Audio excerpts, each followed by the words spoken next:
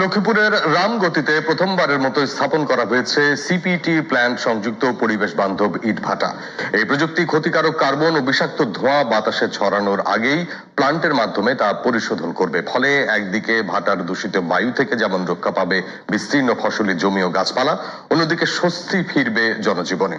লক্ষ্মীপুর প্রতিনিধি ABM নিজামুদ্দিনের report, জানাচ্ছেন নাইমুর রহমান।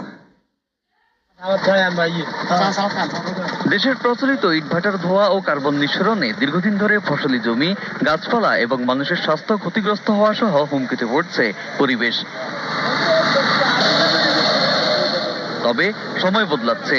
লক্ষ্মীপুরের রামগতিতে প্রথমবারের মতো ইটভাটায় ব্যবহার করা হয়েছে কার্বো পিউরিফিকেশন টেকনোলজি বা সিপিটি প্ল্যান্ট পদ্ধতি। নতুন এই প্রযুক্তিতে রয়েছে চিমনি থেকে নির্গত ধোঁয়া পরিশোধনের বিশেষ প্রক্রিয়া।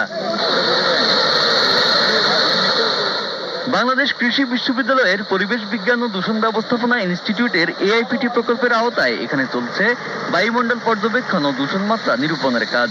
প্রায় 7 লাখ টাকা ব্যয়ে এই ভাটায় নির্মাণ করা হয়েছে 7টি চেম্বারের একটি বিশেষ বয়লার। যেন পরিবেশের ক্ষতি না হয় সেজন্য আমরা ইঞ্জিনিয়ার আলিশান সাহেবের পরামর্শে পরিবেশ দপ্তরের দিক নির্দেশনায় আমরা এই প্যাটার্নটা উদ্বোধন শুরু করছি। এই প্রযুক্তি ব্যবহারের ফলে পরিবেশ দূষণ অনেকটাই কমে আসবে উল্লেখ করে এই উদ্যোগকে স্বাগত জানিয়েছেন স্থানীয়রা।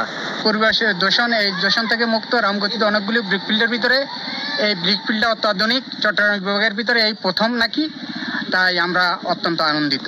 একটা ইউনিয়নে 25টা ব্রিক ফিল্ড আছে। পরিবেশ এত বিপর্যয় অবস্থা, আমরা এটা ছেড়ে উত্তরে পথ চাই। প্রজেক্টটি সফল হলে উৎপাদন বৃদ্ধির পাশাপাশি বায়ু দূষণ নিয়ন্ত্রণে গুরুত্বপূর্ণ ভূমিকা রাখবে বলে জানান গবেষকরা।